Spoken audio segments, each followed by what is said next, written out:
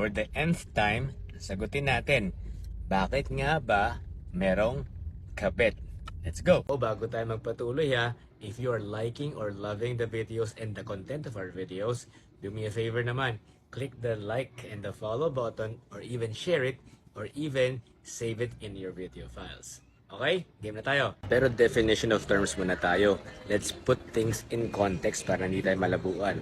So for this discussion, kapag sinabi natin kabit, whether asawa niya or boyfriend-girlfriend pa lang niya, nakikisali ka na o inaagaw mo na, yan ang context natin. Alright? Tuloy natin ang usapan.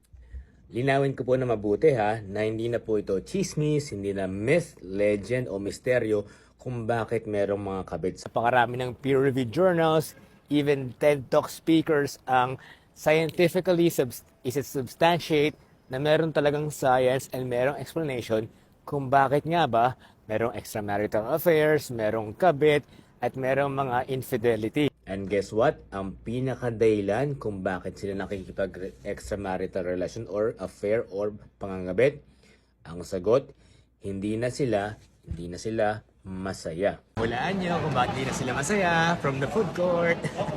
Lack of, guess what? Intimacy. Kakasabi ko lang sa previous post ko. Tapos, balikan nyo itong dalawang videos ko na to. Ayan, in screenshot ko.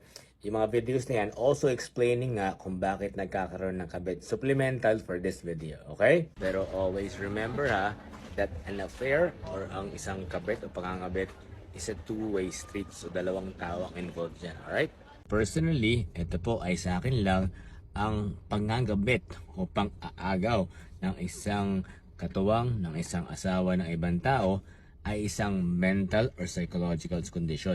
Paano ko nasabi? Kasi nga, imagine this there are over 2 billion, 2 bilyong tao sa buong mundo in different countries na single, walang karelasyon, walang asawa, yet still, ipipilit mo yung sarili mo, manggugulo ka, mangaagaw ka na isang tao nasa isang relationship na.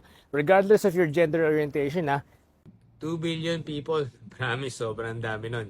Kaya ako nga nasabi na possibly na siya ay isang mental condition. Anyway, just the same, ngayon, we are informed, we are educated para makaiwas na tayo sa situation na baka magkaroon tayo ng problema na tinatawag nating mga mistress o kabit. Okay?